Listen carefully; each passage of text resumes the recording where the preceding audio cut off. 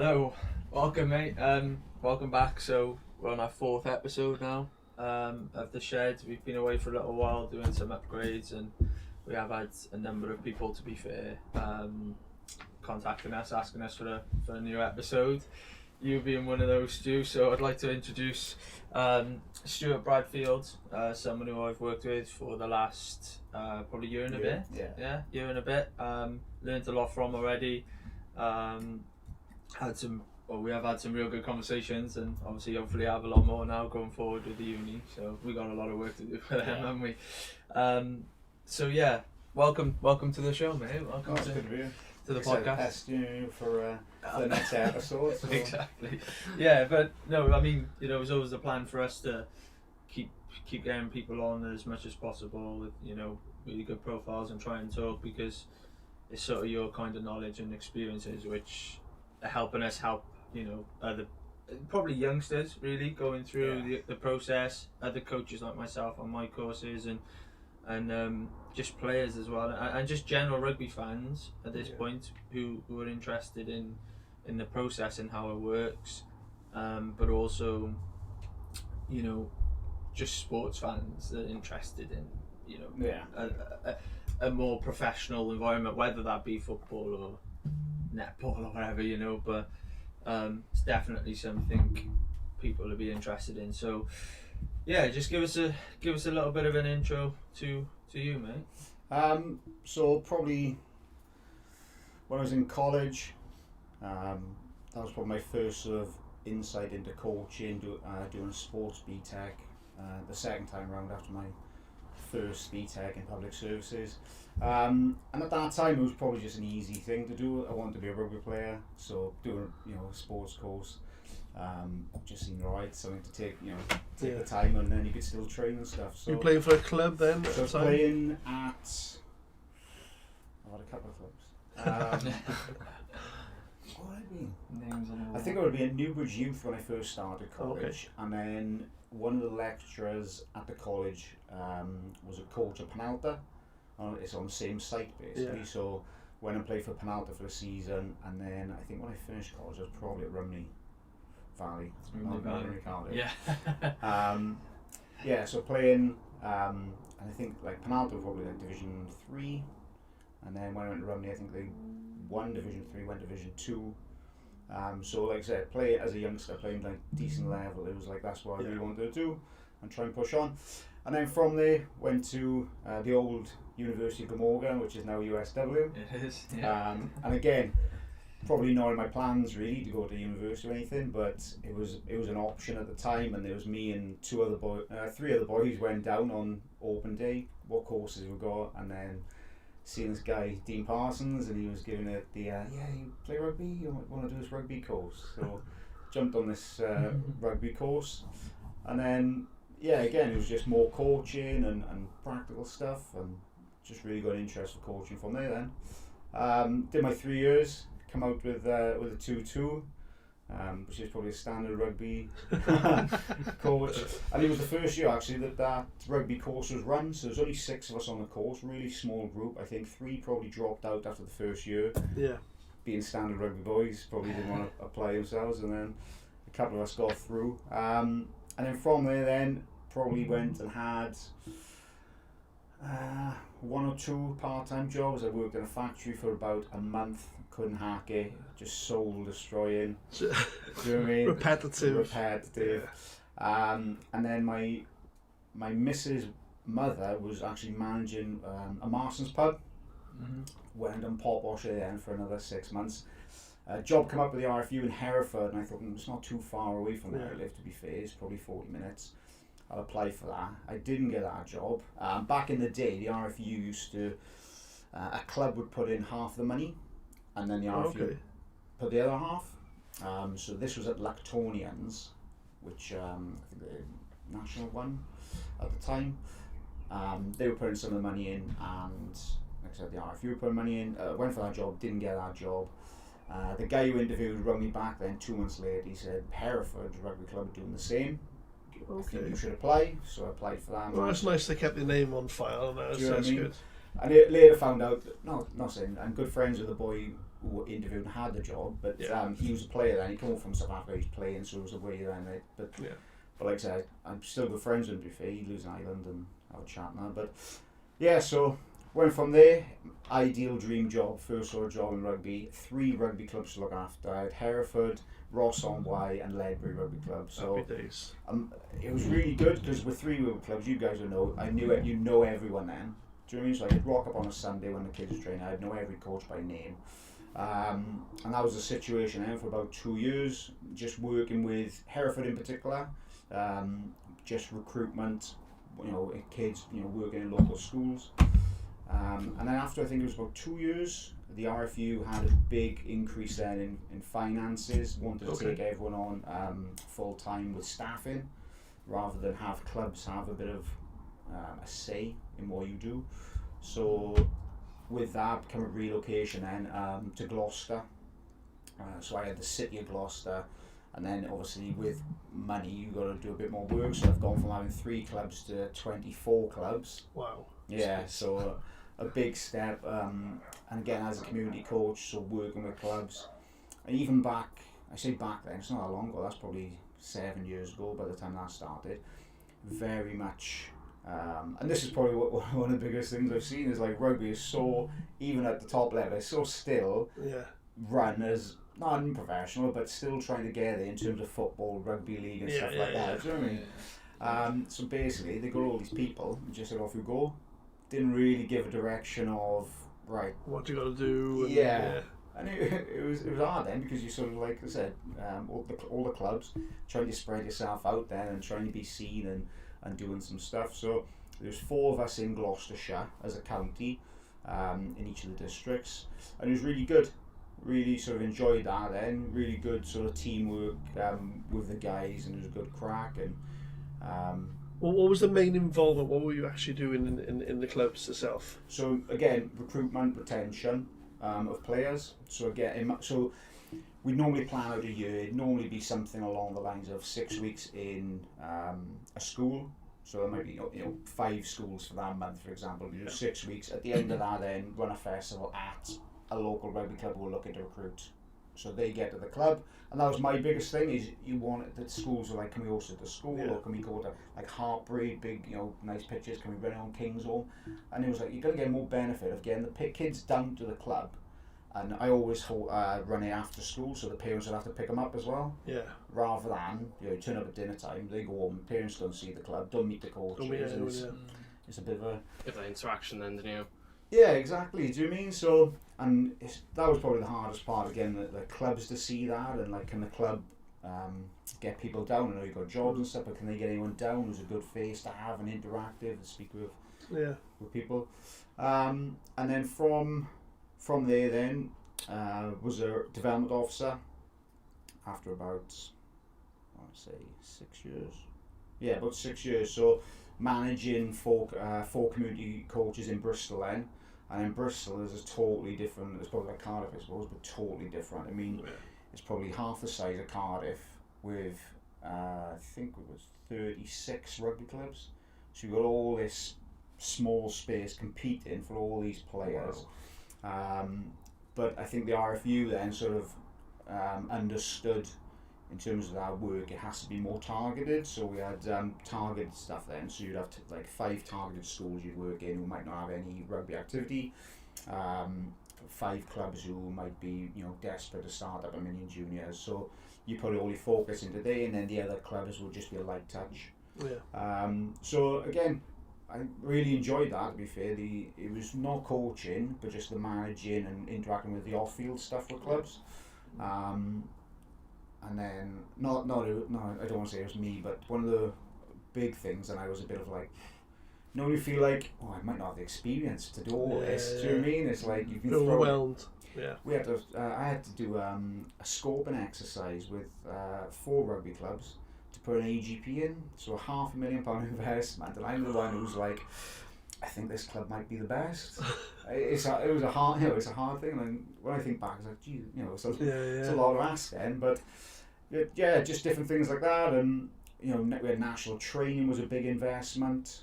We go to Warwick University, and you'd get 200, 300 staff there, and just really good like coach education. John Fletcher was an 18s coach at the time. I think he runs the Magic Academy, coaching guys stuff. He would come and do CBDs, and then we get first team coaches come and do stuff. So a lot of investment the RFU put in then, towards the end before I finished. And then when I did finish pre-COVID, there was always I finished before COVID, but they were going through redundancies and stuff. Job come up with Gloucester, who I'd been doing some stuff part-time with, voluntary, mainly on their DPPs and under 16 stuff. And a job come up with them then as DPP manager. So that was 3 years ago. Yeah, I'm terrible with years and stuff like that when I think back. I think it was 3 years ago. It was 3 years ago. It came up my LinkedIn actually the other day. It was 3 years. Yeah, so basically then working for 13s to 15s was my day-to-day managing job. So, and it's, the only way I can compare is like Duo Shield. So under 15s is the only age group we play fixtures with, and it's just centre v centre, 500 kids in the programme altogether.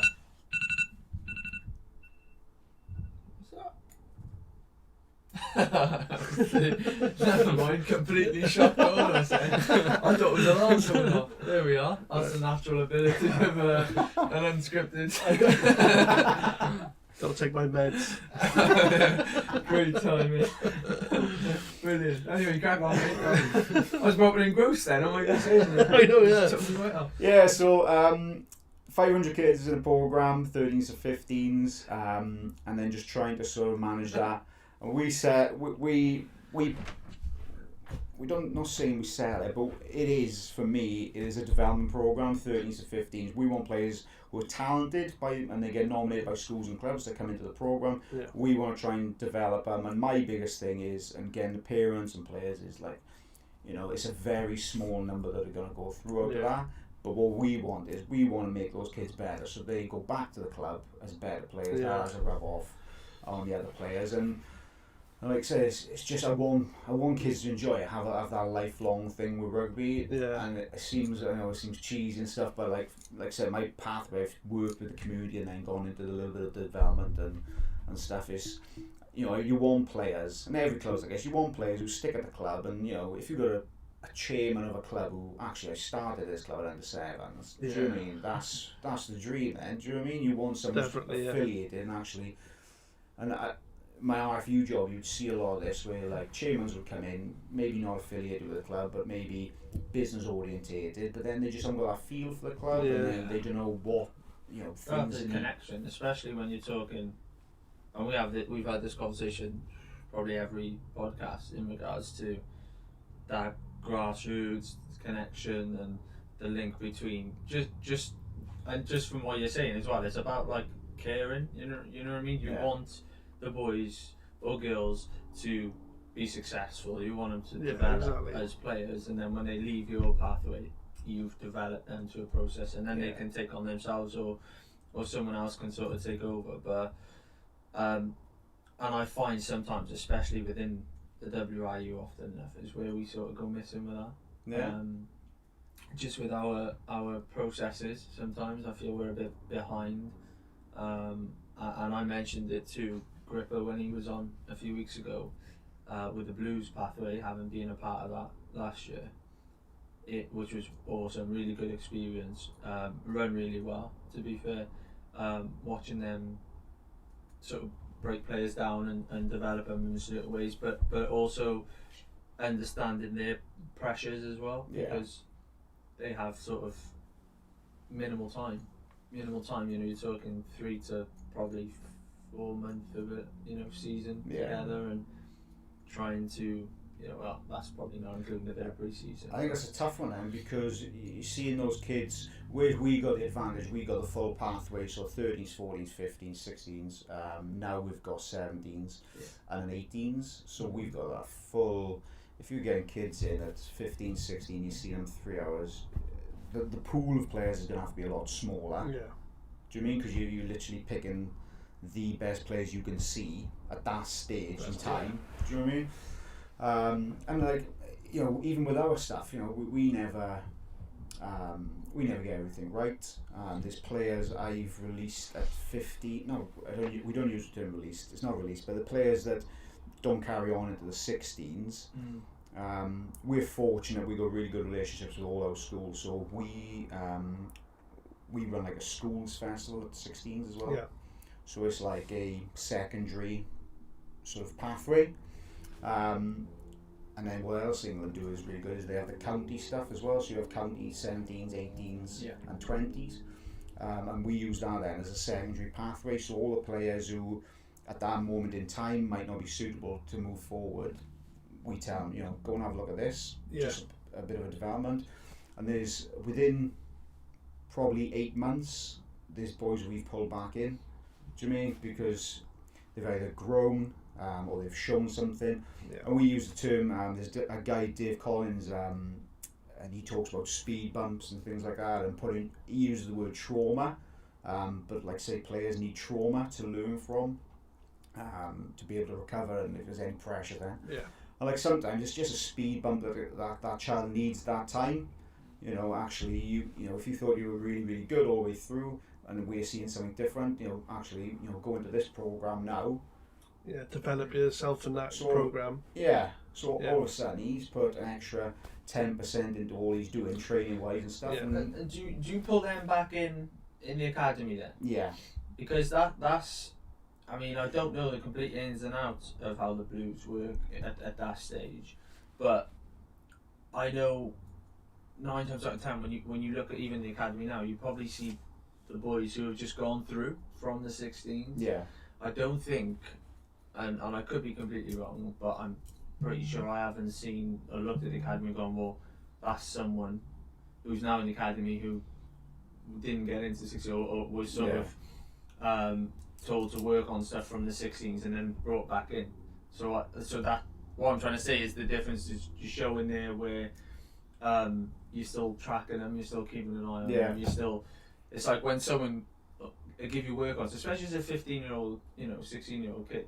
When you're being told to work on something, you're going to want to do it because you want to be a part of that. That's your goal, to become a pro rugby player. So you want to do what they want to do, but having that awareness that you're still being watched and you're still being sort of tested, I think is massive in terms of development. Yeah, we like I said, we don't have we have an open door policy really. I think it was probably 2 weeks ago we've pulled a boy at under 18s to come in because. We've seen him at a school or club and he's shown a little bit of something and like, these kids, and the backs is probably easier to spot and see because they've got something, they're either really good at, catch pass skills or speed or, it's the forwards I find. Do you mean you might have a kid who says he's second row, he's sort of 4.5 foot and then all of a sudden you see him a year later and he's 6'2" and actually, so like I said, it's a hard one, that talent ID stuff, but we can only do, and like I said, for us the easiest thing is go big at the bottom, big numbers,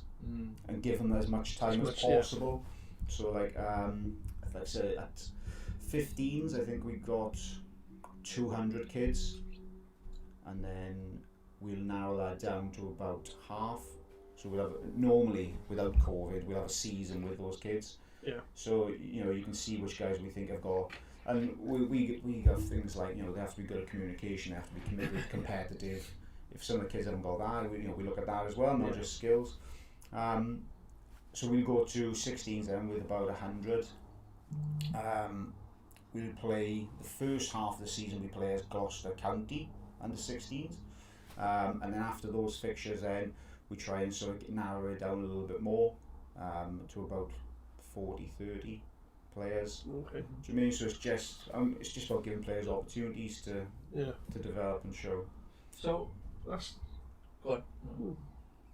I was just going to say, just going back to the beginning, I just wanted to talk about what was the process or the thought process behind attending, your public services. What was the goal there? What were you looking? So, because I did that. So I wanted to go a slightly different. Yeah. So being a rugby player. Wanted to be a rugby player. I thought, okay, I could do the police. I know a couple of guys who were in the police and they're pretty good at rugby and they get the time off and they get all this and that And then the fire service is not bad because they work 4 on 4 off, and it was just something like that. But exactly what he wanted to do. Do you know what I mean? Just so I knew I could have my weekends and stuff like that. But yeah, police was a genuine one. I was like, I really want to, be a police officer. And then it was just one of those things. It's just actually it's not that appealing. Yeah. Sport was a main, and I didn't really know what I wanted to do. And I think there's a lot of likenesses between coaching and teaching. And then I did do before I had my RFU job. I did do a year of the teachers. I think it's PE. It wasn't PGC. It was a post-compulsory education. So it was like college. So I did do a year of that because I thought actually I could be a lecturer. Or so yeah, public service was a bit of an out there one, but it just seemed, like I said, police mainly. But after sort of coming through, it was a bit like, don't really want to be a police officer. And then being older now, it's like, it's a thankless job, really, isn't it? It is, yeah, especially the way the world's going. Yeah. It's very different. That's exactly the thing you're looking into at the moment. It's going to the police, then it was fire service. What are you looking to do now? Something to do with like IT, so analysis of like rugby, stuff like that. That's right, yeah. So, nice. Good gig when you make it good in that. It's a good reward, but it's good. So I just wanted to dive a bit deep into that because I was the exact same. I went to college at 16, straight out of school, do public services, exact same process. I want to be a fireman. I'd like to be a police officer, but I was edging more towards the fireman thing. But that sort of didn't prevail because within it must be just a rugby player's thing to go into the fire service. It's just appealing, I think, because it is that process when you're, especially growing up, when you're so interested in rugby, it becomes your life. Yeah. It does. As a player, you just want everything's rugby. It's probably the same for footballers or basketballers or whatever. Like, everything is just, you're fixated on that process. So education, you have a lot of boys, especially nowadays, which really well educated and play rugby as an extracurricular. But back then, like at my age, I say back then, when I was in school, it was just rugby. We want to go somewhere with it, so put everything you can into it. And then you followed it because even when I, within a year of doing that, then the course, I was approached to go to Coleg Morgannwg, which is now Coleg Cymru, with Clive Jones, and Lee Davis and Brendan McAloon, and I thought, straight away rugby academy. I thought, gotta go. And I joined a bit late, so I only had a year of playing with them in the team, but it was a good year, great experience, and got to know some great coaches really. Because so what age were you when you first started playing rugby? Like going into it competitively. Well, I started probably as early as most do, really, and then just played all my life. I think my first rugby club was Canton RFC, and then I went from there to Land of North for a bit, and to where did I go then? I think it was to the Wanderers then, and then from the Wanderers to St Peter's when I was 9, and stayed at St Peter's from 9 until youth, 17, 18, and then went to Bather for 4 or 5 years. Yeah, so I was a Bather, the Fresh Prince of Bather, as you used to call me. Fresh Prince of Bather, a Fresh Prince afro, and it was a good experience. But you do, like, that's what I'm trying to say. When you're rugby mad, it's one of those processes where you just, nothing else matters. So is that the same with yourself? That question, that's why I asked. Cause I've always played, since probably, I've got to be 7, 8. There's a small little village just up from Bargoed called Derry. So played there, and I think I gave up for a year because I had the nickname Snowy and I didn't like it. My parents would always say I didn't like it, so I didn't play it. I had white hair when I was younger. So went from Derry, then played all the way through till I think it was 16, and this was pre-academies. It was kind of districts, I'm guessing.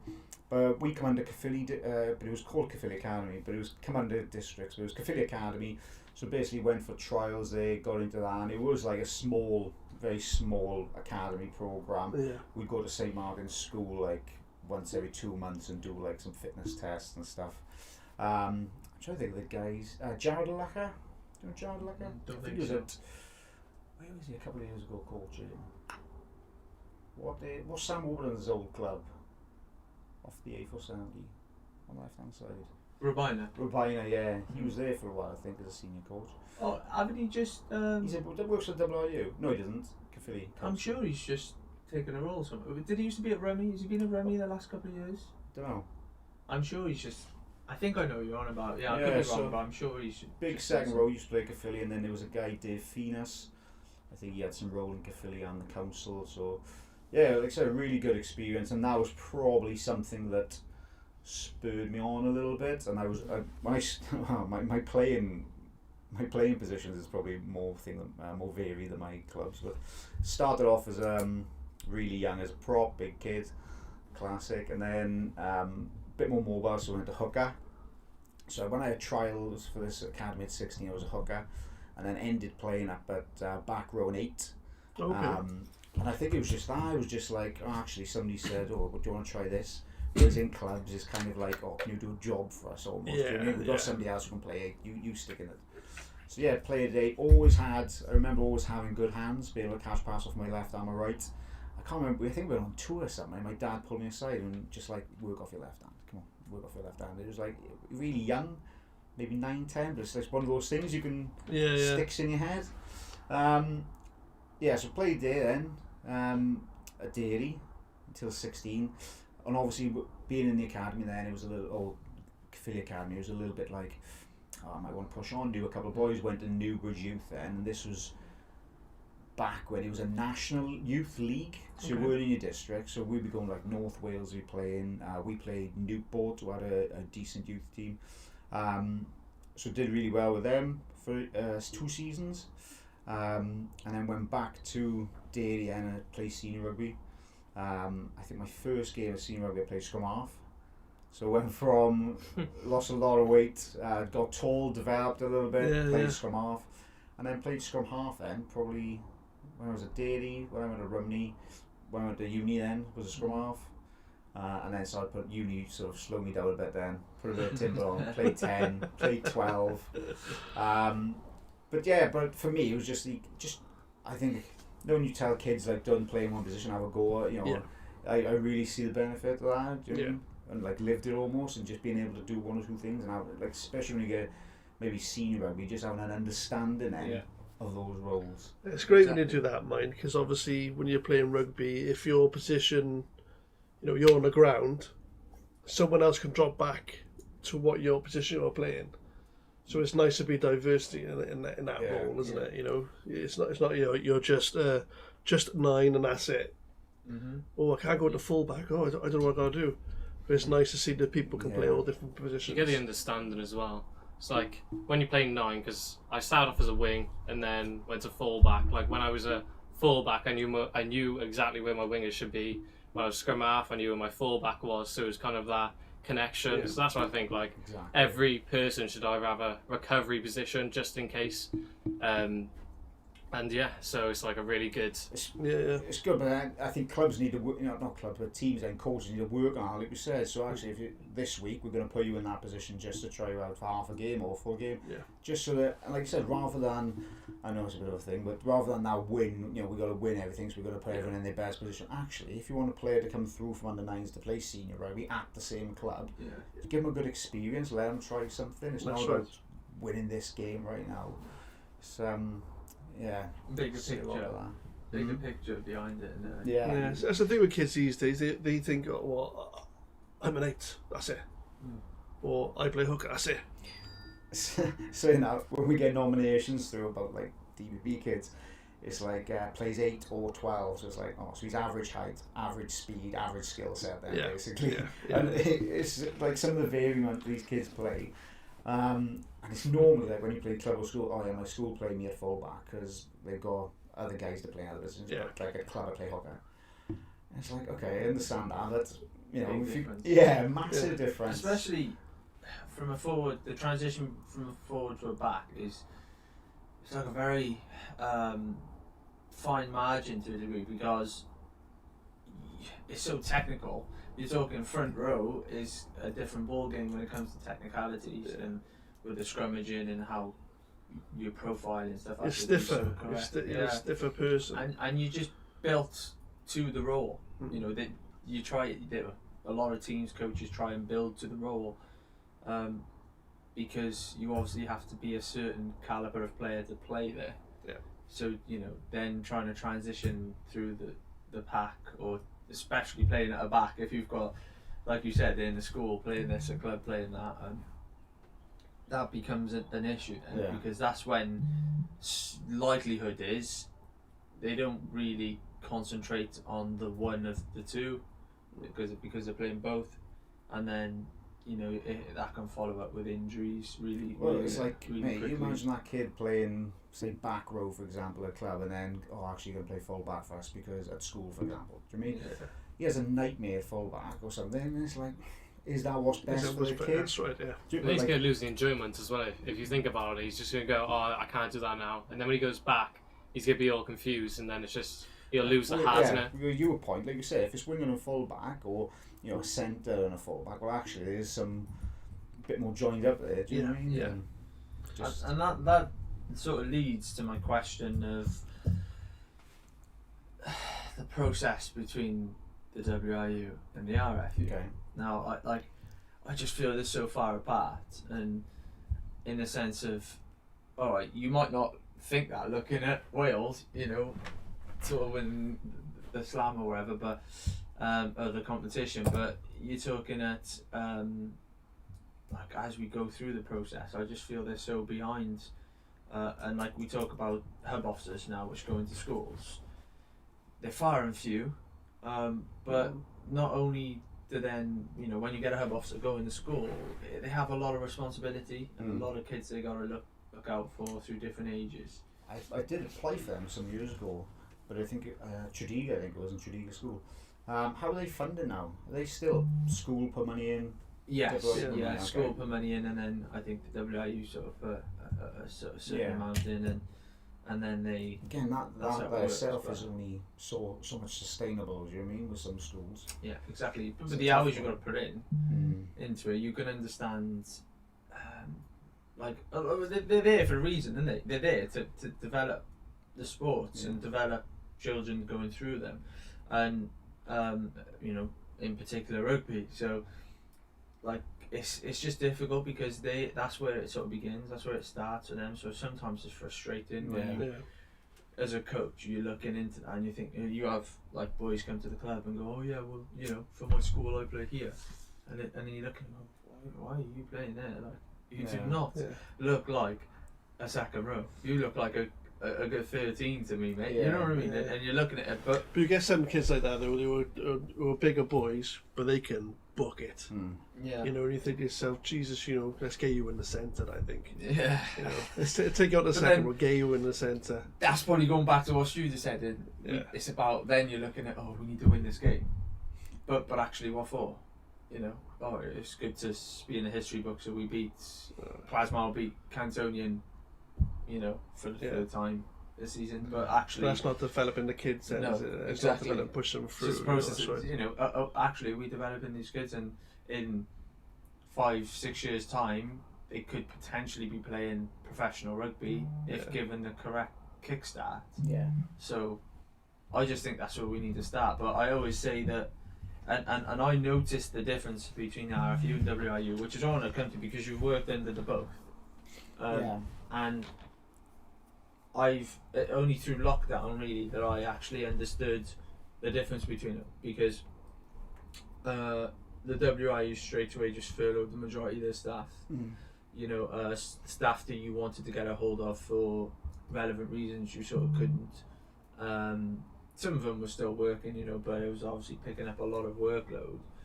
And then you'd look on LinkedIn or look on social media of some sort, and there would be a CPD with Stuart Lancaster, with all coaches around, England, talking about his experiences and talking about coaching as a whole. And it was just, they just kept coming, and there was just nothing released from the WRU.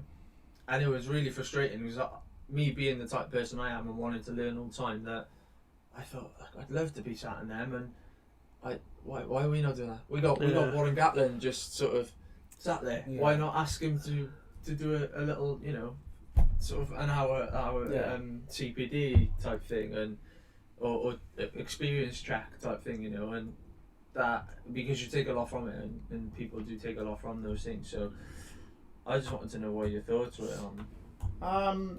To be fair, I haven't really been around at the YU in terms of coach club, but not really sort of pathway or anything like that. But I think it is, I mean, it all comes down to this, it all comes out of money at the end of the day. Yeah. I mean, you know, there's a lot of money in England in terms of what they get, and how they distribute the money back out to clubs and stuff. So, like I said, I think there's 200 development staff. There was 200 development staff covering the whole of the country. Yeah. So, you know, it was a good widespread, and then, you know, they all had benefits. It was like health benefits, car, laptop, phone. So that's a big investment. So they've just, I can't remember the total number, but I think they've gone down now to about 80 for the entire country. Wow. So it's just gone, you know, from mass effect, you know, a lot of engagement with clubs to very limited. So like a couple of boys that I know still work there, they've gone from having like 20 clubs to like 80 clubs now they've got to try and work with, and it's a tough old... And that's another thing that, you know, that tends to frustrate me with WRU, and it's nothing against again the hub officers, but because they're obviously flustered with the workloads, but that's where it needs to start. And what you find is club coaches will find themselves actually developing the player and actually putting that effort and the work in to develop those players through the system.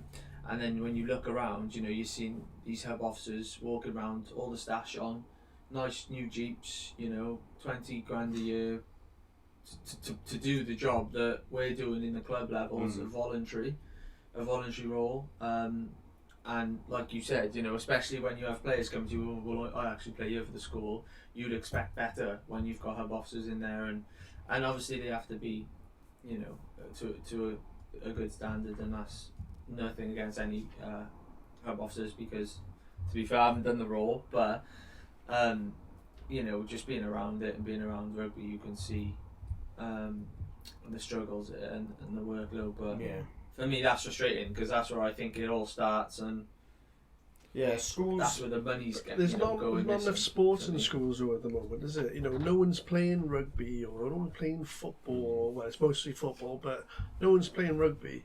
Like you didn't play much rugby in school, you at all? No, it was normally my year doesn't play rugby. We don't get. There's not like enough opportunities, especially in the school. There's barely any opportunities that we get told about any teams or anything to go to.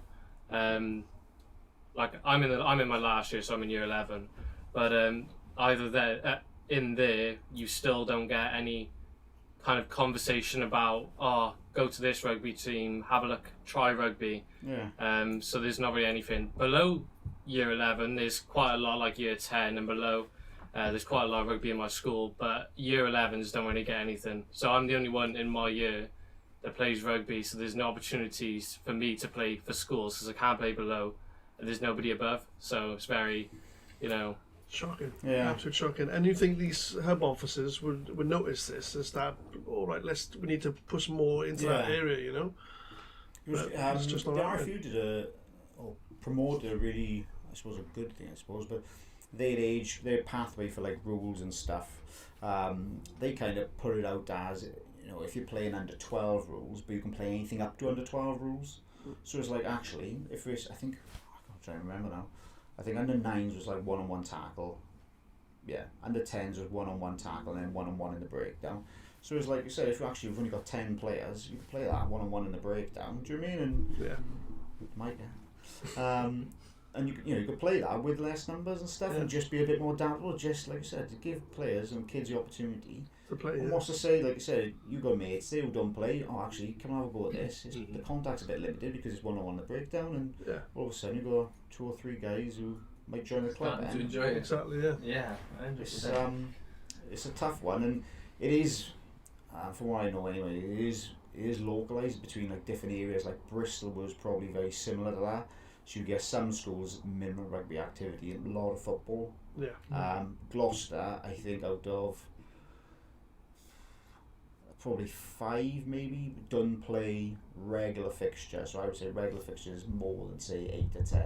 But every school plays rugby in Gloucester. It's just like I say, it's area by area. It's crazy, isn't it? Yeah. And then like we got a handful of private schools or ex-grammar schools and stuff who got a full fixture list throughout the season. Yeah. Do you know what I mean? It's against schools and yeah. Yeah. It's nuts. Absolutely crazy. In regards to like, Gloucester, how many sort of players from the academy progress into just forward into whether it's straight to the senior team or to another senior team of some sort of. So it's an interesting conversation because I had this the other day with one of the boys in work. It was like, what are we classing as success? If we take a kid and he comes through but then actually goes and play National 1, I would see that as a success. Yeah. Because if they hadn't come into the pathway, they might not have the opportunity to develop and stuff. But we do really well as an academy. Yeah. In terms of play, I think one of the games we've put out 18 academy players for first team game recently. But yeah, we've put in a big investment into the academy and stuff. So we're doing as much as we can with players and keeping hold of them, and it's just different things that might spark something. It's not just on the pitch. We had Kevin Sinfield come on and done a chat with some of the players, and like there's only so many Zooms you can look through lockdown, isn't there? But literally the guy was absolutely, you can see why he's a leader and doing stuff like that. He was talking and I couldn't even tell what he was talking about, but I was there watching. I was just like, this is amazing. Just the way he was talking and put it through, and you'd like to see stuff that just sparks something in the kids, and it's not all about what's on the field. You mean it could be anything. No, that's right. But yeah, we try and do as much of that as possible. Whether it's putting some of the boys on work experience, and actually, it might be a good thing because if they don't make it, they got something to go back on. It could be a bad thing. Actually, I can't do this for the rest of my life. I really need to knuckle down if I want to take rugby a little more serious. And so we do, we do pretty well as an academy. I think we signed, I think it was 10 or 11 from under 18s to a senior academy group, which is a lot. A lot for us. I think it's normally about 5 each year. And it's one of those things. I mean, you guys are involved in clubs. You have good year groups. You have bad year groups. It's a bit like a cycle, then, isn't it? So, but yeah, we're pretty steady, to be fair, with players and who are capable to play at that level. Yeah. And any players that you've coached that's gone on further that we know about? I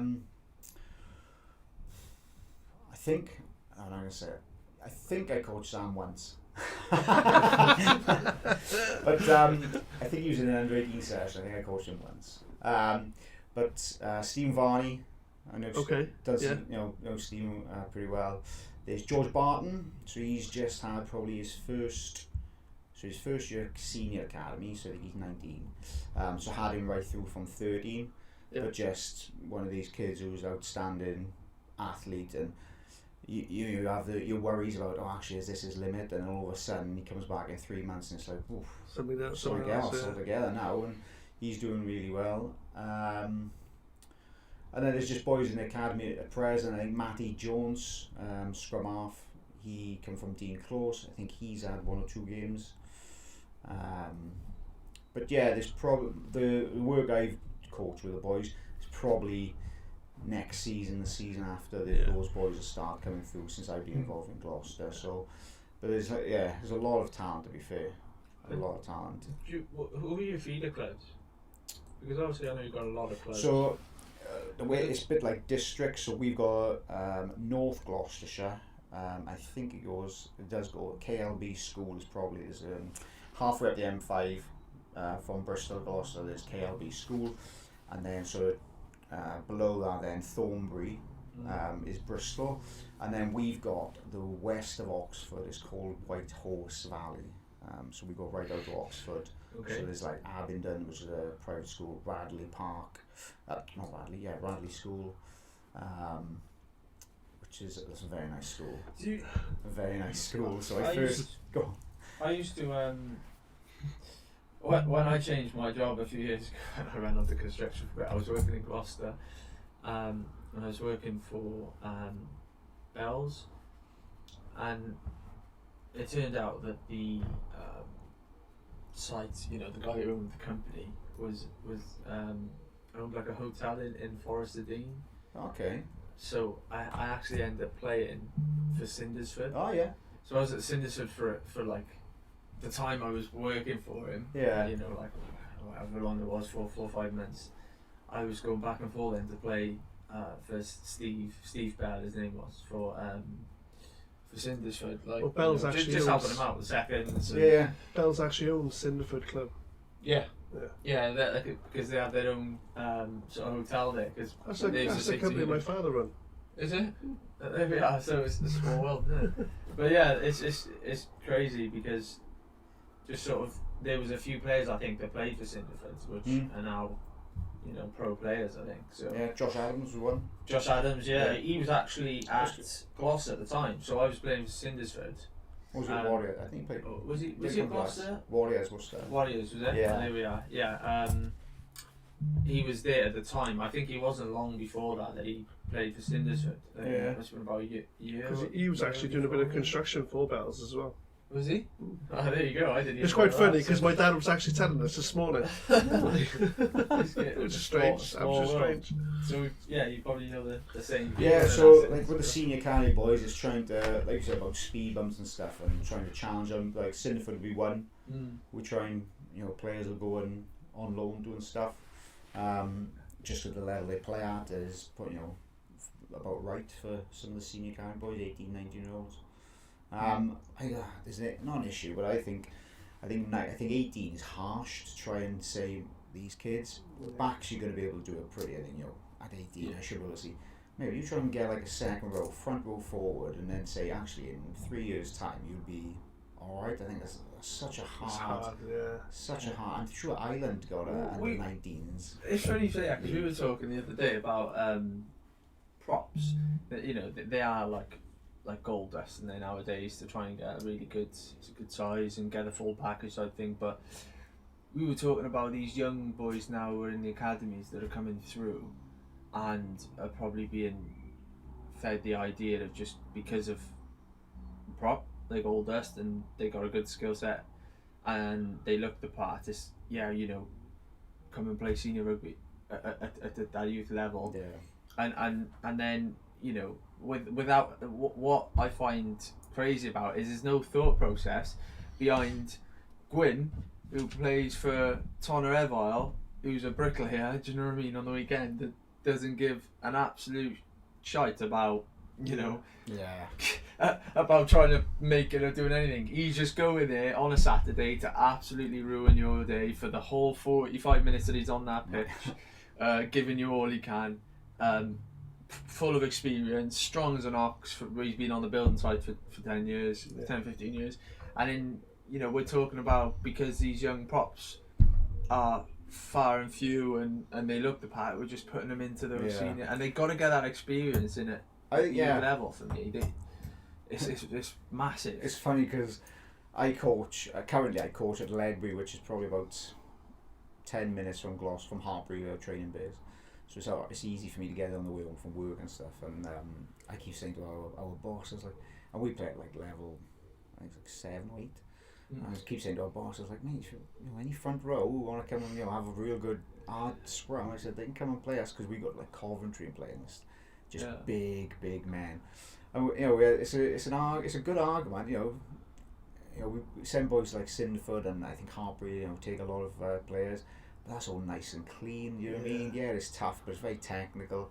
Actually, is there an argument for this kid to, come and have a look at this? Like you said, you go, Gwyn, who's been working construction all week, who just wants to absolutely buckle you in his scrum. Exactly. You're going to learn. And then go and have a pint. Yeah, you can learn from that. It's an interesting one. Obviously you've got to be safe and stuff, but they just couldn't put a fright into him very early, It's gaining that valuable experience beforehand to then, when they get filtered through to that senior level, they know what they're coming up against and they're ready and they're practicing. You know, okay, yeah, this is it, but you know, it's a good experience. It's what I need to go through. But I just think putting them there too soon because of the fact that they're really good player and their position's a goal dust. I just think it's a very tricky road. It's funny you say about that goal dust. I went to one of our DPP centres last Monday, and there was a kid there. He must just be under 6 foot, big sort of chest,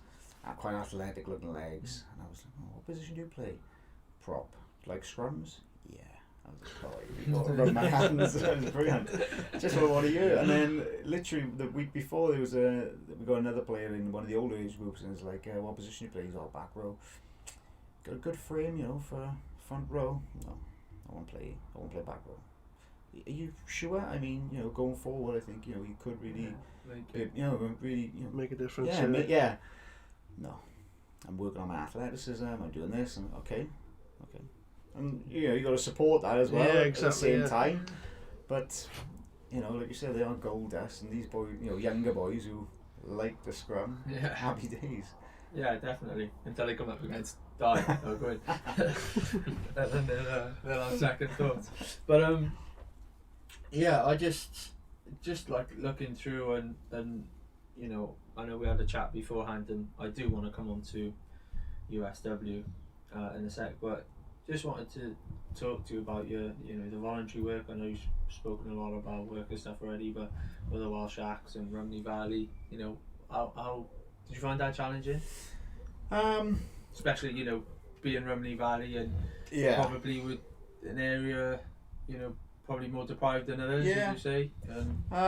Very much like ours, you know. I think everything if there was an opportunity to come and do some course, I very rarely said no. Just because I was keen on to coach when I finished uni type of thing, and I was just but now it's like, if I was to say yes now, it'd be because I know I could take something from it. And I think there's so much content out there present. It's like you could watch 6 hours of Zooms, it might only take like 3 or 4 things, and it's trying to sit through that. So the Welsh Ackies is a guy who coached us at uni for enough, Adrian Evans, and really good guy, and played for the Ackies when I was in uni, and then he asked me to come along, and that was challenging because you got some of the best players around in terms of university, do you know what I mean, come together, and then you got to try and coach them, and so that was challenging, but like I said, really good time, good social afterwards with them as well.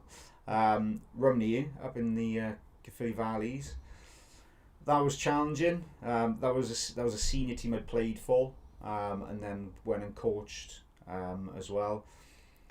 And it's just totally different. Then the guys are less worried about being technical, or you know, they just want to go and play. So you've got to try and adapt your coaching to that. And yeah, just maybe, I don't know what it's like down here, but rocking up, you've got 6 turn up for a session, and then the following week you might have 20, and then you might go back down to 8, and it's just like, and as a coach, where you're setting out, you know, and I was doing my level 3 at the time when I was at Rumney, so you're setting out this season-long plan, and it's like, and I remember there's I don't know if you know Nigel Ways, the Dragons development officer, coach development officer, Spadge, and I remember him turning up my session. I remember texting the boys, and this was like a couple of years ago. I just remember, I was like, please turn up to my boys. I got somebody coming to assess me, and I really need you all to turn up. So I think we had about 14 that session, but yeah, I think that's one of the hardest things, is like, you know, you got to try and take something out of all those environments, and then reflect on it and take something from it. And but Ackies was good.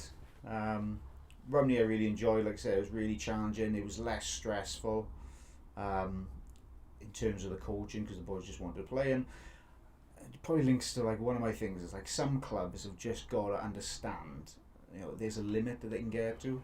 Why keep pushing for, you know, for promotion and investing in whether it's players or things that are not have a huge, and it's like, you know, have a ceiling of where you want to get to. If that's where you are, that's where you are. You don't have to keep doing stuff. No, that's right.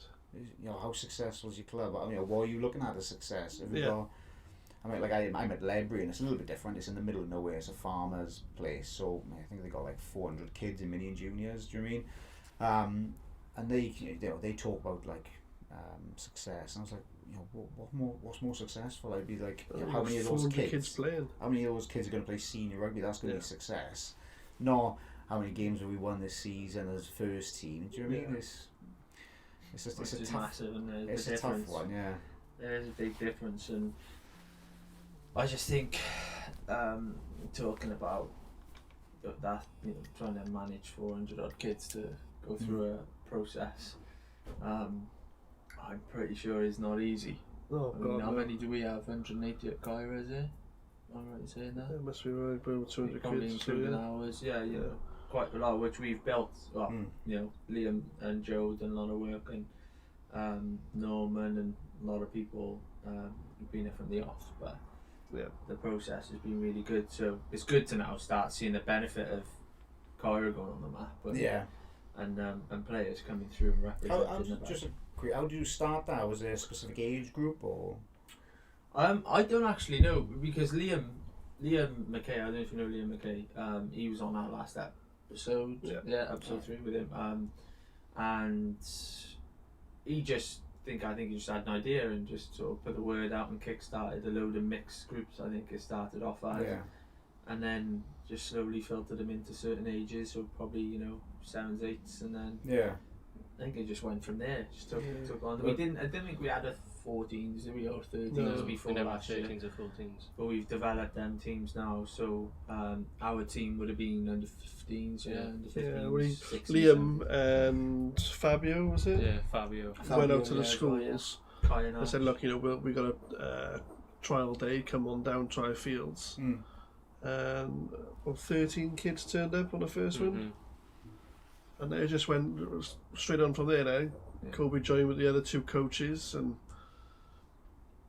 just sparked off it, and there's more players turning up. Next we had like 28 players. It's just absolutely crazy. In my RFU job, I always used to find that really challenging. It was like, go to a club and like, what you need? Oh, we need an under 15s or an under 16s, because in 2 years they're going to be senior and we're struggling to see. I was like, where am I going to get kids who might not have played rugby to come along at 16 and start playing?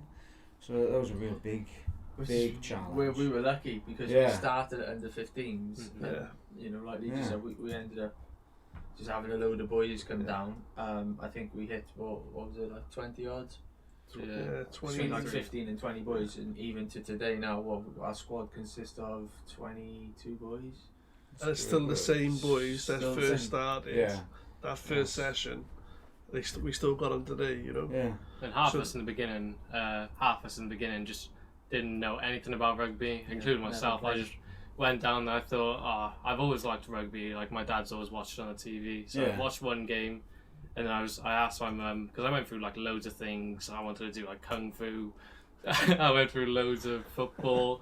And then we seen rugby when I was in school by Fabio, and I was like, I may as well just go down and see what it's like. And then I just fell in love with it, and half of us did, and then now we're, going into youth. Ideal. Yeah, so the development process has been pretty good so far. But you probably won't see that until hopefully a few years when the boys are a bit older and are still around the club. What would you put the success down to them boys returning each week? Just I think probably the ability to play together as mates and have a laugh. I think I think so. The camaraderie with these boys are just fantastic, and they've all got their own individual groups, but then they can come together as one big group as well, which is phenomenal. It's a format of learning which they relate to, they can understand. It's not like education, you sit in and write stuff down, and sit there and do essays. It's a form of learning that they can relate to, and they can actually go, well, actually, I understand this, I know what you're trying to say there, and you're physically trying to do whatever it is you want to do or whatever is being told. So I think that's what sort of tends to keep people engaged, but it is also important to go, when we go back to those coaching elements, that they are being taught something relevant and something they're going to want to take away from it, not just I think the discipline side of it's still there as well now with these kids, because you see kids quite foul mouthed and things like that, and where we don't take none of that in coaching, they're kind of bringing that into their own life now, whereas when someone will say something and you'll be like, oh, calm down, there's kids here or there's families there, and you think, yeah, they've taken that from the session, but that's not rugby, that's life, and you think, wow, that's, what you want to do, you should always take those kids off the street into a sport and give them some discipline. Mate, I've had probably two really bad, not bad, but two moments where I didn't know what to do, and as like the coach, you expect to. So there was two schools I'd been doing some work in, and I thought, we'll play a fixture against each other, and they had one kid who was outstanding, but just had no interest in rugby, and knew probably he could physically dominate people. Yeah. So we've gone to play something. One of the other players from the other team has made a tackle on him. Both black players, and he's got up and he said, "Get off me," the N word, and I'm reffing, and I was just stunned. I just didn't know, Yeah. and I was like, right, you're gonna have to go off, I said, and he said, no, it's fine because he's black and I'm black, and I said, no, when you're on the rugby pitch, I said, you're gonna have to go off, and then the teacher comes over mortified and takes him off, but it was just like, just didn't know what to react type of thing, and like I said, I think they're key for learning those type of things as well, and just keeping cool head. And then the second one, which was probably the worst point I think I've ever had, when I was coaching I coached football in America for 3 summers. Oh, okay, that's good. Okay. As somebody who's never played football, I don't know why I did it, but we was in Oklahoma. So Oklahoma renowned for having tornadoes and stuff. And is it a tornado? Yeah. Tornado, yeah. Is that the one on the sea? Oh, hurricane. Tsunami. It's one of them, Yeah. There's, and basically the parents have all got these alerts on their phones and stuff, and they used to say, like, if there's a cloud and there's like a green hole, it's a hurricane, is it? He's just going through them all. He's the weatherman now, I think. There's one on sea and one on typhoon. Is one on sea. Typhoon, yeah, okay, it could be, yeah. Typhoon. We'll go with typhoon. There we go, typhoon. So I started to see this now. So I was leading this camp with all the other coaches and all the players, and I was like, oh Christ! And you could see then that the parents had heard something, so they start rocking up in the van. And the one parent says, oh, like, this kid, like, lives on my street. Do you want me to take him? I was like, do you know this person? Yeah, they're my neighbour. I was like, yeah, Sal. So they go, we're packing up, every kid had gone. But then that kid's parent rocks up, where's my kid? Oh my God. And literally I was like, heart sunk. I just, and like within say 2 minutes of me literally thinking, that's it for me now. I'm just, the other parent was like, oh, I seen you pulling, yours your kid and that. And literally it was just like, oh, honestly, it was one of the worst things as a coach. The fear just sets in. Just like, and I got kids myself now, and I would have been in the same position. Definitely. With my kid. My kid. Honest God, it was just what something so subtle in it. Like, I'm going to help out. It's my neighbour. And it's just like, but it shows how easy it can turn. That's right. Yeah. You don't know who's about these days. It's crazy. What do you think about rugby in America now? I think it's exciting. Being out in America and worked out there, I love it out there. I think it's amazing. I think they've just got a totally different mindset. Because we'd stay in parents' houses with the host families and stuff. So, and I think it was the same place, Oklahoma, with the same camp. And I'd be getting up and I'd be like, yeah, where's that kid going?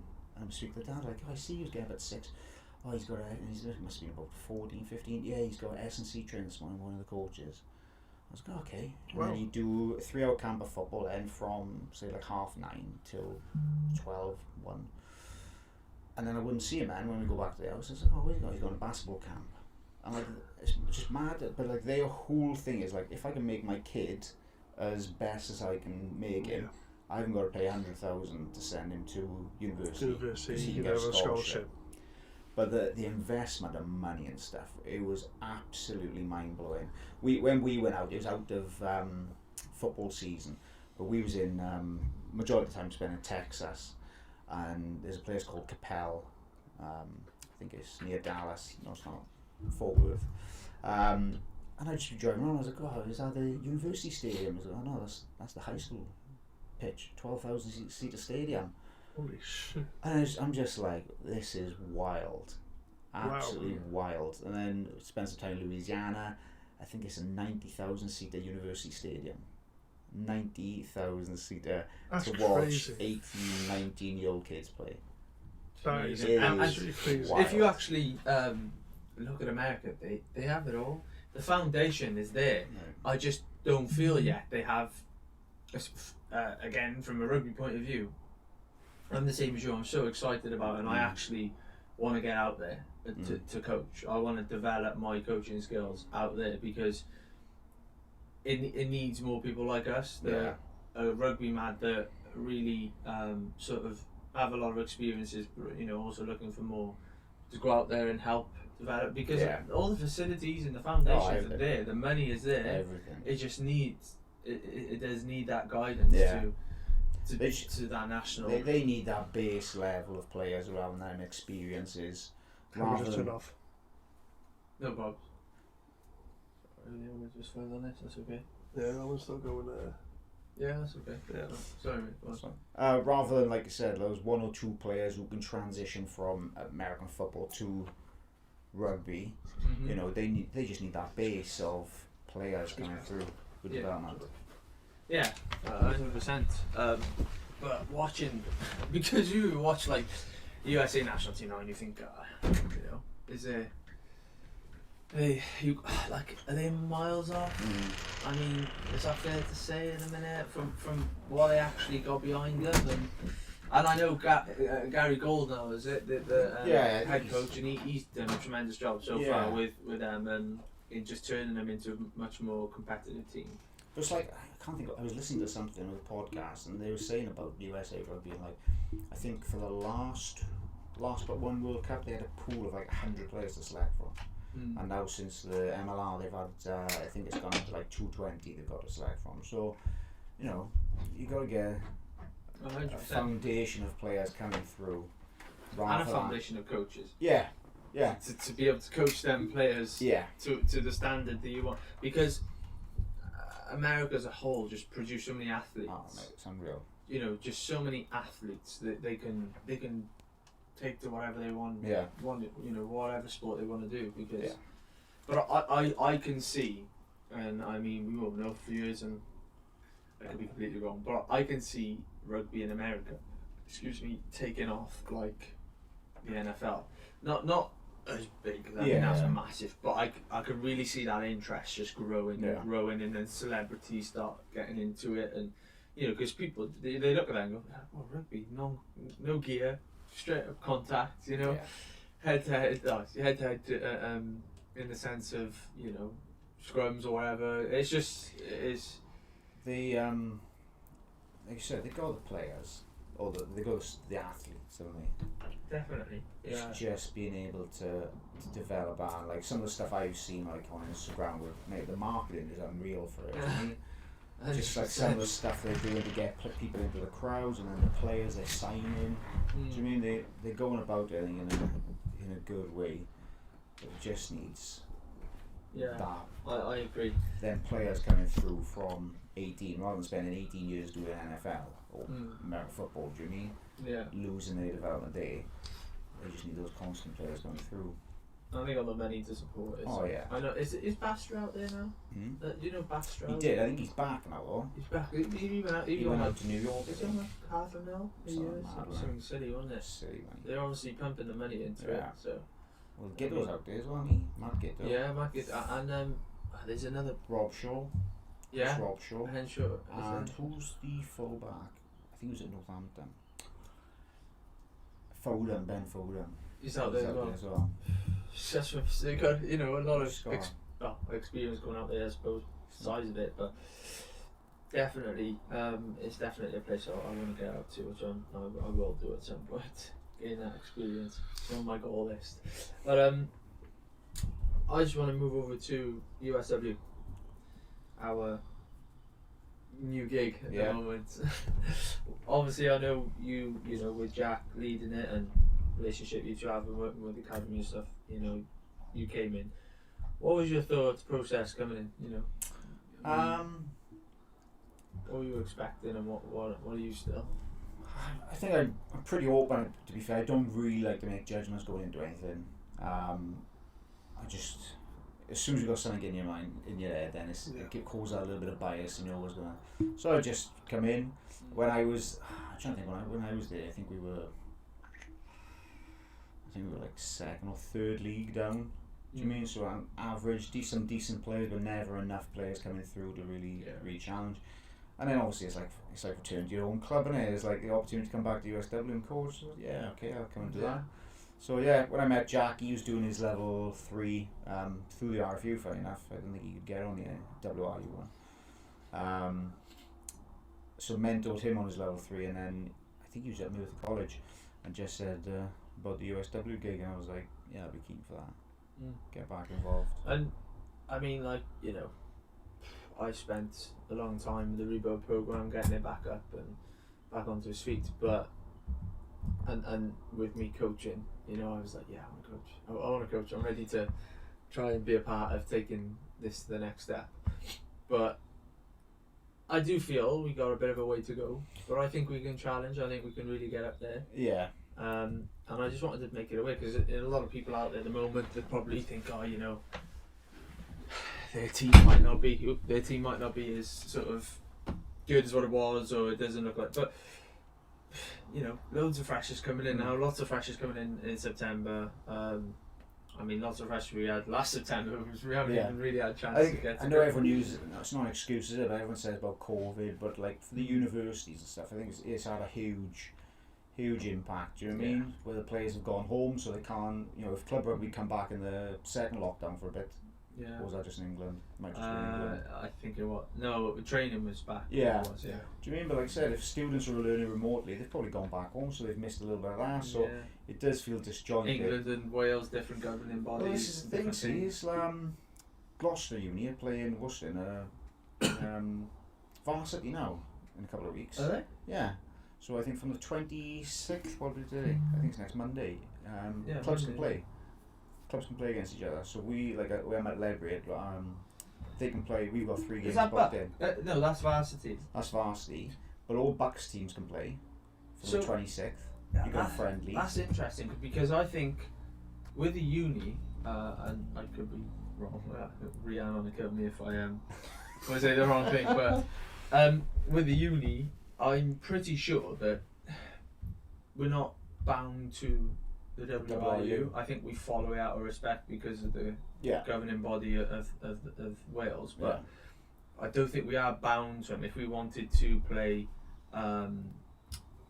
within the Bucks, I think we could. So I think the grey area at the moment is the difference in two governing bodies of Wales government, Welsh government, the English government, Prime Minister even, saying one thing, and then Welsh government saying another, and now that's caused to have conversation. So maybe we might have a sanction to, as a university of the 3 or 4 universities that are local, to play in the Bucks only, and certain friendlies or whatnot, before everyone else. But I know that, or I don't know, I've heard that Cardiff College are looking to go back now very shortly with some contact, I think, and some games. So I don't know if they're going to be going through the summer or whatnot, but it's just strange, isn't it? It's like, I don't want to talk politics, but it's strange, like England, even national governing bodies, rather than government, but we've been back now, I reckon 5 weeks, 4 weeks, and that's contact as well. Training, and then from, like I said, from the 26th we can play games. That's from the RFU. So it's crazy how far ahead. Absolutely crazy. Just have a look much. It's frustrating, man. It is, really, because you see, because the boys are the same. They're all shouting now. They can play it, they can do it. Why can't we? Yeah. I don't know why. Like, there's conversations now amongst the universities of there's plans and processes in place to try and return for September. But the argument is, well, if the English universities are open and their extracurriculars are back into, their clubs and societies and whatnot are back into playing, why, some people, especially a lot of probably USW's revenue do come from England. So then you've got all these sort of English students who go, well, why go to USW where it's all locked down? There's no activities, there's no this, no that. Yeah. Why not just stay in England, close to home, or another part of England and play, my rugby, play my football, exactly, play, whatever. And it's a big issue. And I think the Welsh government are completely underestimating that. And that's going to be interesting come September, which could have an impact on us. You know what I mean? Trying to build a team and a program to where we can sort of compete as well as a higher education. Do you know what I mean? But exciting, though, like you said. It is exciting. Yeah. I'm excited for it, especially now, just being able to concentrate and get back to basics. Yeah. Let's reiterate where we want to go and let's just put the work in and get there. I think we can take this team. It'd be interesting to see what because this is like with our kids that we've done up in Gloucester, seeing like what condition they're going to come back in. And you can see it's noticeable that kids have really worked hard, and then kids who probably haven't done anything. Played Xbox or PS. Call of Duty. For lockdown. So it'd be interesting to see who comes through and. Definitely. Like and I just wanted to ask a couple more questions. I don't know how many questions you've got there, but just a couple more from me, really. My first question being, why is rugby league becoming the sport to watch at the moment? Why is that excelling over union? Is it? Well, is it? That's the question. I feel as though it is. I feel as though it's dragging a lot of attention in the last sort of year and last sort of year and a bit. I could be completely wrong on that, but this is my interpretation. A lot of conversations I've had with certain people, it's just all about the rugby league now. You're watching it on TV, and even if it isn't, even if boys are not watching rugby league, it's the Southern Hemisphere teams and leagues you're watching, and it's like, because do you watch the Pro 14? No. Why? Have a good time. Yeah. Would you say it's boring? I since working for Gloucester, I watch all Prem games. Yeah. And then I did watch. There was 2 games over Christmas. And over that winter period, and they were dreadful. Yeah. It's a complete different game. Yeah. It was tough, but then you get some. I don't know. It's a tough one because it's a strange one because at the end of the day you got some quality players and doing stuff, but are they only playing to the level they need to within the Pro 14? Do you know what I mean? Well, they some of the Heineken Cup games have been really good. It's the Heineken Cup? The impact. It's the impact of. You see the impact when you go to national level, though. You know what I mean? You can just see the difference between a Premiership player and a Pro 14 player. Yeah. The level they play at, the intensity, the speed, the tempo, the just the skill set. Because don't get me wrong, the Pro 14 league, you probably see maybe sometimes a bit of a better skill set because the game's a little bit slower. It's a little bit more dictated by tactics, really, probably than open play and rugby. Open rugby. That's what I see when I watch the Premiership. I just see really good rugby, really good running rugby. Yeah. A lot of first phase, second phase stuff. You're just seeing, just moves, strike moves, whatever. Phase play, you name it. You just see it more and more throughout the game. You watch a Pro 14, you just don't. You see the odd X ball, the odd scissor move every now and again, and then it's kick, and it's frustrating. Yeah. As a fan, that yeah. is. That I'd say that probably this is just my thinking about it. As if you think of like kids these days looking at YouTube, looking at 5-minute clips max. After that, we're skipping and we'll watch something else. Rugby league, you're gonna get a hell of a lot more highlight reels where it's big hits, crazy out the back skills. Yeah. Because obviously the way it's played, you're gonna have those opportunities. Whereas rugby, is it that fashionable? Of style of play.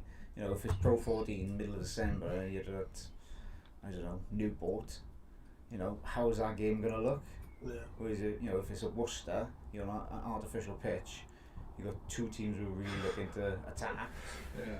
It's going to be totally different. But like I say, I think it's probably your first question. League is probably just more attractive to watch, and there's no scrums, there's no breakdowns, there's nothing. It is all pure skill, catch, pass, tackle. A follow to that, like you just said, which I think you bang on. But a follow to that is with the new rules. Have you seen the new rules that they want to implement now? There's the Rainbow Cup ones. Yeah, and the Pro 14, I think they're trying in it. Okay. With the red card scenario with 20 minutes off. What's your thoughts on that red card one? I don't know what to think, because, I mean, the way I see it, right, and I know it's probably very rare, but there could be teams out there, right, that play off the dirty tactic as their, go-to. It could be something of a momentum builder or a disruption to some teams, right, as part of a tactic to say. And I don't feel that then, if they are doing that and they do get caught and they're getting penalised, they're not really getting penalised, because then they're coming back on after 20 minutes with a new player. Yeah. If they do it again, if that new player's come back on, even if he's on for 10 minutes and they get done again, they've burnt away a lot of time. Yeah. Do you know what I mean? I don't know. I don't know what to think on it. I know player safety is massive, isn't it? But I just don't know. For me, when I was with the RFU, we had a guy, Alan Basie, a referee, and he was like, talking about red and yellow cards. He was like, a red card is 100%, for definite, bang, red card. If you got to think about it, it's probably a yellow. Yeah. Because the intent and things like that. I think it was one of the Gloucester games. Mark Atkinson, our centre for Gloucester, was commentating, and he said that the refereeing decisions now seem to be going down the route where it's outcome based. Yeah. So the outcome might be, they've made a tackle, it's gone low, rolls up, and they've caught the head. But the intent wasn't to go on the head; it was to go around the ball. Yeah. So, and they're getting red cards. So it's like I don't know about the 20-minute Same leading with the forehand. Yeah. I mean, that's a split-second decision. You're not even thinking about your arms. You're thinking about the person in front of you, trying to get to him, trying to defeat him, and you might have gone at that. And now with TMOs, because you can look back and see it. And everything looks worse slow motion. Oh god, You can play anything in slow motion. You think, I don't know. I mean, come on, I agree there. But you play it in real time, when you're like, it's really brushed this chin. I think we're making it soft. I think we're making the game a bit soft. And I can understand these rule changes to a degree with COVID and like this malarkey now. If you're held up over the line, it's a drop out. From rather your than try line. Rather than a 5 metre scrum. Is it? Yeah, is it try line or is it 5 metre line? I'm not sure. Might be from the 5, because you would go back to the 5 with a scrum, wouldn't you? I think it's try line. Is it? I think so. Well, there we are. So, but I just don't know what to think of that. I think I know what you're trying to do, but like, you're held up. If you're held up, you're in and amongst you're mixing. Yeah. You're wrapping someone up. You're holding them up. You're doing this. You're doing that. Yeah. So if it's held up, what's the difference to a scrum? And I can understand them taking the scrum option out, the free kicks and penalties. That's fine. I can understand that. That's a fair point. It'll speed up the game a little bit. But that held up thing, I just don't know about that. Yeah, mate. At Club Rugby now at Ledbury, we're playing games, but it's modified, so there's no scrums and no mauls. Mate, it's actually a lot better to watch, and the boys love it because I haven't got to smash like 6 scrums and then run around the park. Actually, it's a little bit leaguey. I don't want to say it's rugby league. It's but mate, you just hit the breakdown, reload back up, just wait for the ball to come back to me. But then the bit I don't agree with that, which we spoke about the other week, is that if that's the case, you just put 15 George Norris on the pitch. Yeah. You don't. What do you need a 20 stone prop for, or a 17 stone hooker, or back row? You don't need them. Yeah. You don't need them. That's the only thing that puts me off that is you can have, especially the size of George North, the power. Any player that caliber. Well, I'll just fill my team with fast centres and wingers and fullbacks with an extra 3 or an extra 10 in the team. I should clarify that was just COVID rules. No, Yeah. it's not full. No, It's not a full there rule was team. talk of that process Yeah. to be a part Like of the you return said, process. If you got, and like I'm sure we all know clubs where it's like it's going to be win. I want to win. I want to win. I want to look like I'm a good coach. I want to win. You are going to make those decisions. Oh, actually, and there's always little Johnny's going to play because we haven't got scrums, so I need this kid to play. Actually, he's a centre who's, like I said, he's really quick, got good hands. Oh, you can play in the front row, but I just want to run on the park. Do you mean you should take opportunities away from the other kids? And like I said, how much? Yeah, exactly. 100%. And just the last question. I know we're sort of thing on time now. We've been going quite a while, but do you agree with grassroots level clubs now forming an under-17s team? Because even to this day, there's a very big divide in some teams are going, let's form a 17s, and others are like, no, or some coaches are having to argue with their current club to try and form a 17s, and especially now going on the back of COVID. Do you think that's something that should be done in clubs? Because going from 16 straight into youth, where you're playing at 17, 18, 19. You're going to have to explain that a little bit to me. There's no under 17s in Wales. There's no under 17s leagues. Right. So we went under 17s last year. Yeah. But it wouldn't have been no league. It would have been playing the odd under 17s team which exists. Yeah. Friendlies. Yeah. I did actually write up a whole league for the WA, which I sent to Gavin Dacey to try and encourage them to create a league. It was quite a simple process, came up with some cup competitions, and it was utilising certain districts and whatnot. A lot of clubs are on board for that as well. Yeah, like we contacted loads of clubs. There was a lot. I think a good 12 clubs were on board, so that was enough for a league. Yeah. But then COVID hit, so it didn't ever come through, and now we've gone to youth. So whether they now do and that, what's the youth age band in Wales? 17, 18, 19. Okay. Because in England it's and obviously you can play 16, 17, 18. Yeah. Well, that's what they. Funny enough, I was told the other day now that they're talking to change. There's been talk in WIU that they're going to change youth to 16, 17, 18. And 17s can play senior rugby as well. Is that what in England? Yeah. So that's what I mean. So that's crazy. But this is, like I said, I think that's probably the best way. The 17s. I'm pretty sure that's what I did when I was at Dairy. We had 16s, 17s. I'm sure we did.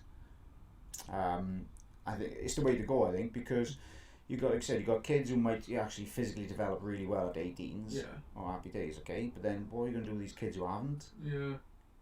Yeah. Do you mean? Or you're going to put them against kids who are under 19s as well? It's like, you got what's right for the kids at the end of the day, or what's right for the players. I think that mixing of that is, I think 3 years is a lot as well. Yeah. Even if it was a dual, 2 age group band for Colts. Like you're asking a 16-year-old to play. I'm guessing that might have come from lack of, many years ago there might be a lack of players so to make up a Colts team. You might have to join 3 age groups, but I don't think there's that issue now. And then you're looking at player safety. I mean, putting a 16-year-old against some mutant at under 19 could be. Yeah, exactly. Especially when you again don't have the processes already in the schools. If you had double coaching, then I suppose you might develop them a bit quicker again. But, especially when you got kids starting rugby late and they don't know the fundamentals of the game, and you've got a 19-year-old, 22 stone, powering down at you. What's that going to do for the longevity of that player staying at that level? Exactly. And sustaining rugby within the Welsh Union. You know what I mean? It's you just scaremongering kids off. England's a bit weird, not weird, but England's a bit stranger. So it's 16s, 17s, 18s. You can play senior rugby at 17s. Front rowers can't. So if you've got a that die or go in. Do you know what I mean? So it's a weird one. So if you've got like a coach team, actually they all go to say 17. Oh, we're all going to play 13 rugby. Actually, you've got a kid now who's a prop. Oh, you have to play back row now, or second row. So they miss out on a whole year then of actually playing front row. And then they wonder why there's no front rows coming through and stuff. It's such a weird... I think 18 is the way to go for senior rugby. as it is in Definitely. Wales. Yeah. I don't see why. Yeah, definitely, mate. I agree, and it's an interesting topic, really, to talk about, and maybe in the future we can try and get some, official WIU or someone on to try and give us a better insight in behind the sort of development. It'd be nice to have an update from them, really, of how they plan going forward. It'd be interesting, because just as a coach and as a member of the WIU society or whatever in Wales, I think it'd be nice to be aware of how they see rugby going forward at the moment, and development in that process. But here we are. You never know. No. But is there anything you want to ask? Since the start as well, I didn't want to say. Is it? Yeah. Oh, thanks. I thought Okay, so going back on the law changes now, do you think your enjoyment has changed, either playing or watching? Good question. Probably a little bit, yeah, because it's like, they're going to go to TMO now, so there's another 3 minutes, and I'll just pop up and get off the set and do something, and come back. And quick pee. Do you know what I mean? It's like, when I used to work for RFU, we had they had the NFL play there, and we had tickets to go and watch. It was the most boring thing I've ever seen. You play like, it's not like TV where they replay everything. It's like you sat in the stadium, you watch 10 seconds of action, stop, everybody off, everyone change. And then it's back on, and it's just like, what the more stoppages and stuff that you create, and like I said, the less attractive product it becomes. And I know it's tough because it's there for safety and the thing, but still, I think, you've got 2 touch judges and a referee. I'm sure you should be able to make a decision out of those 3. Yeah. Rather than go to TMO every single time. Like Salmon's catch. Every single. Yeah. Not we'll get started on that. So, probably doesn't make it a more attractive product as such, I don't think. Yeah. No, there's a question that was, to be fair. Anything else? No. Yeah. Good. Awesome. Just to wrap up, what's your best coaching experience? My best coaching experience, I tell you what, I think about stuff that I might think about on this when you asked me to come on. When I was coaching Dual Shield, there was a boy from, I want to say Lanharan, called Joe Gatt, right? Okay. The kid was unreal. This was 15, and he was absolute class. He was, the only way I can say he was like Gavin Henson mixed with James Hook. Just glides, unreal catch and pass, played centre. And really quiet, really shy, didn't say anything to any of the boys, but just when he had the ball, mate, unreal. So we played a couple of games for Dual Shield, and as it is, just that's it, then Dual Shield's over. And then, I think it was a Bucks final at Twickenham. Again, we had free tickets for it, but working for the RFU, so we went up in.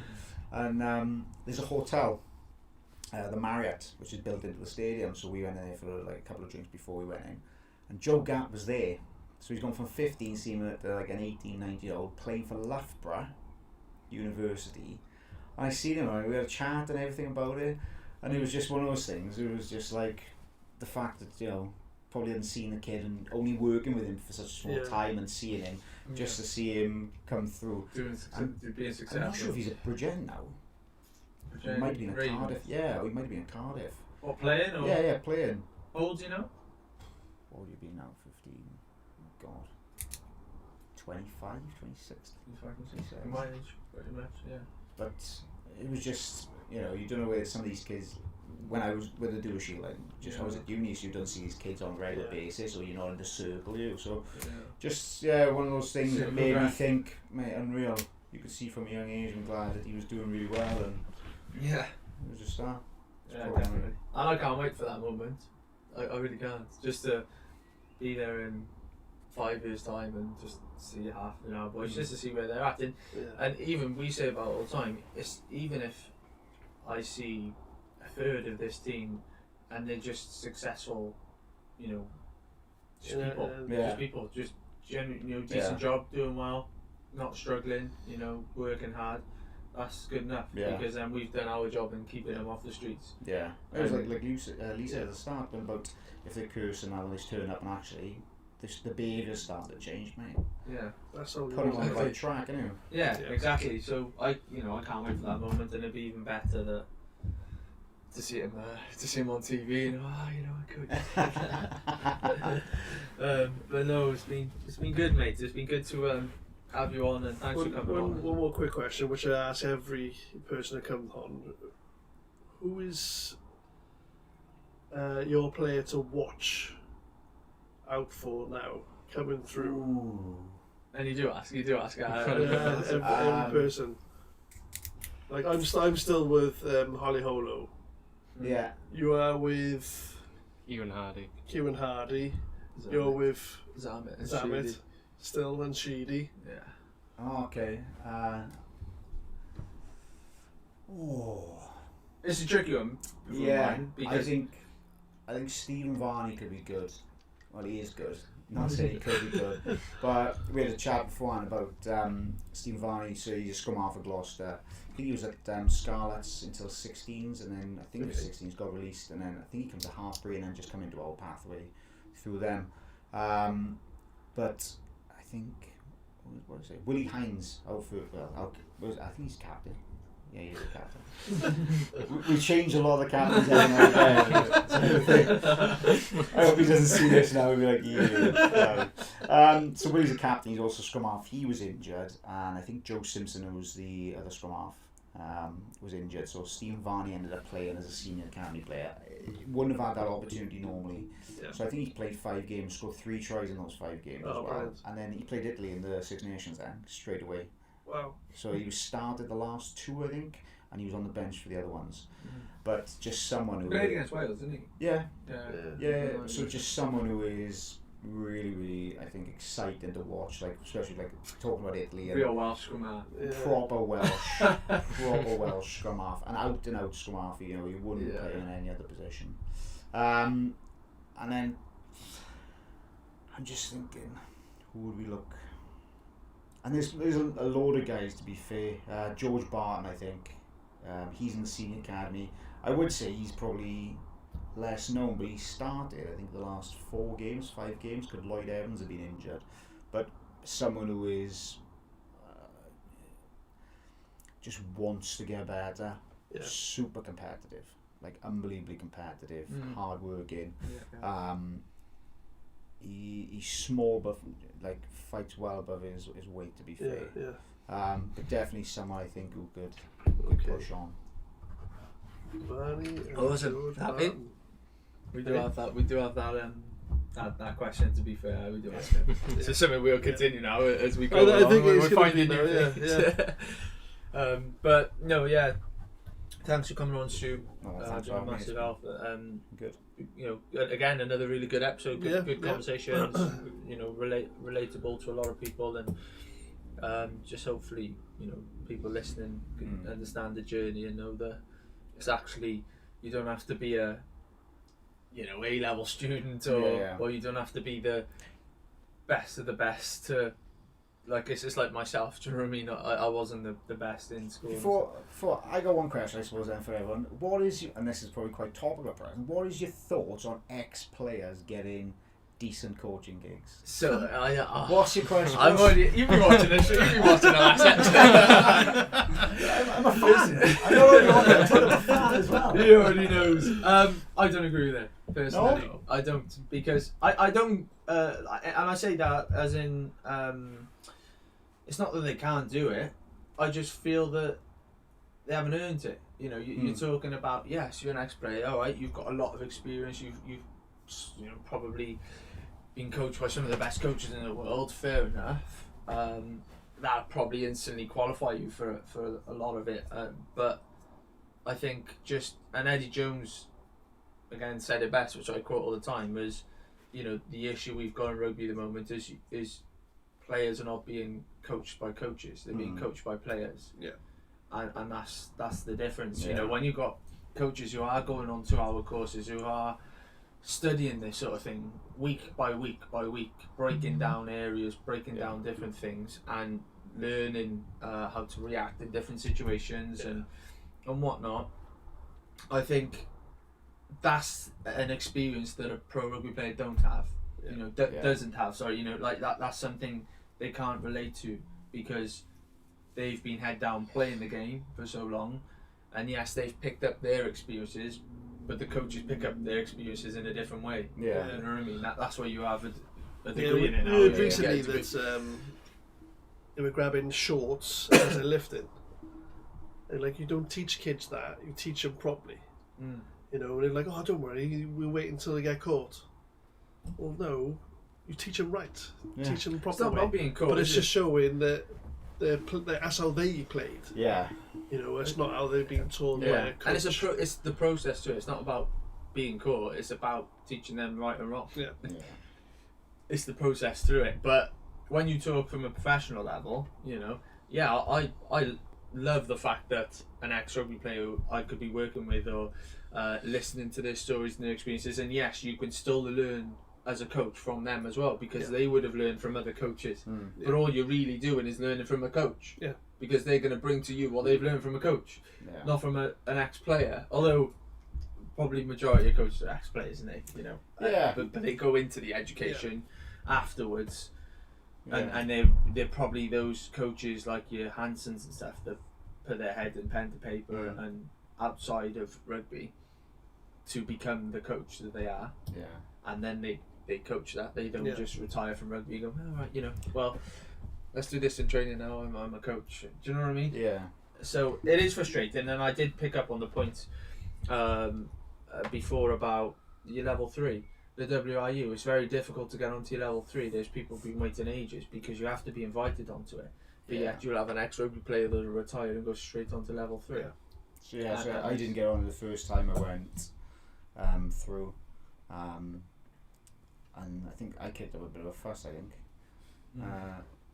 about it, their reasoning for not letting me on for the first time, so I got on the second time. Yeah. But you know, you have to do that, and if you look at, and when you have these conversations, you actually look at. But then you say that, but then the RFU, I don't think they got their processes right either. So they can but they got the people to be able to deliver more courses. Do you know what I mean? Whereas the numbers are less. I think if you've got 4 regions, 4 coach development officers, then you can only deliver so many people. But in England, it was literally do your level. I think they've got rid of level 1 and 2. It's just one course now. So you do one course, coaching rugby, then you do 2 CBDs, I think attack and defence or something like that, and then you could get on your level 3. Now for me, I think that was wrong, and some of the stuff that I've seen where like under 10s coaches going on level 3, it's like, is that really applicable? For that, do you know what I mean? What are you getting out of that? It depends on what you want, I suppose. Like I don't want to coach kids, you know. I want to coach the level I'm at now and senior level. I do. I really want to challenge myself, and that's how I see it, by working with, you know, people like yourselves, and then coaching people my age or around my age, a bit younger, and passing on my knowledge, and then what I'm learning on a weekly basis, implementing that as well. But no, just wanted to get your thoughts on the there has been talk. See, you've started and everything now. There has been talk of the WIU looking to make some sort of youth license, you know, some sort of youth certificate in between level 2 and 3. Do you agree with that? Yeah. I mean, to go from, what's the level? This level 1 to 2? Yeah, level 2, which takes you up to youth, technically. Yeah, so what's that, 2 weekends? I think it's 2 weekends, used to be, 2 weekends. To go from a 2 weekend course. 2 days. 2 days, 2 day course with, I think it's like a 6-week block. You do your bits in between, don't you, fill in your pad. To go to a season long coach education is like, how are you expecting people to do that? And then what it becomes then is more, we're signing people off who are already level 3s rather than we want to make you into a good level 3. I think it was a case of that as well, because to say like, you know, over these 2 days, you've learned enough to be able to do a level 3 is just wild. I know. Yeah. And so I think it used to be a case of, you know, you have to be a level 3 coach to get on a level 3, rather than actually there's 2.5. We want to develop. You want to be, you know, to be a level 3 coach. Yeah.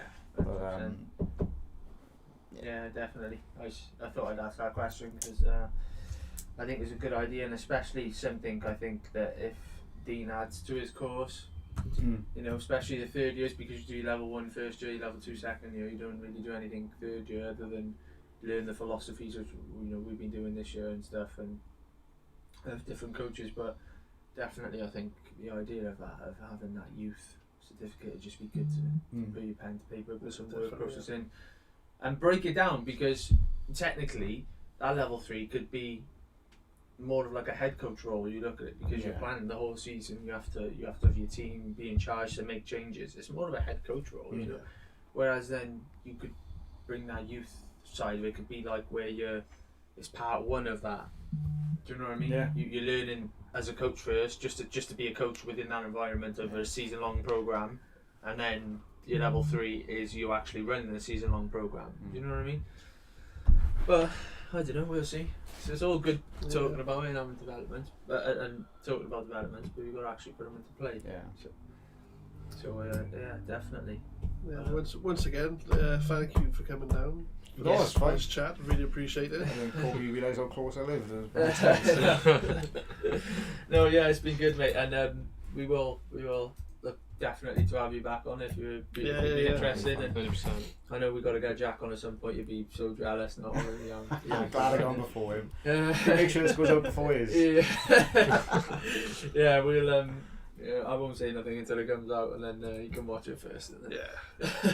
But no, we are trying to build, get a lot of people on, just to relate more and more. Like I said, I'm a fan before I even wanted to come on, so I was chasing you for the next episode. That's nice. I think we're able to feedback. Yeah, exactly. We're just that's what we want to do, and we want to be able to relate to everyone, not just to that professional level all the time, but the grassroots level, to relate to them, and then have that conversation with the professionals as well. So it's definitely good. Also, want to say a big thank you to our sponsor, Hawkins Brickwork, for giving us an extra bit of cash to put this studio together. Yeah, it's looking good for equipment. So big thank you for that. Yeah, got more. Is this the first one in the? Yeah, it is. Oh, lovely. First one in the new studio. So.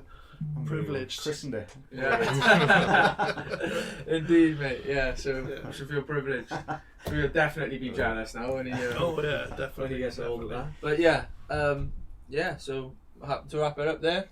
All good. Oh, no, thank you very much. Awesome. Thanks for coming on, mate. Thank you.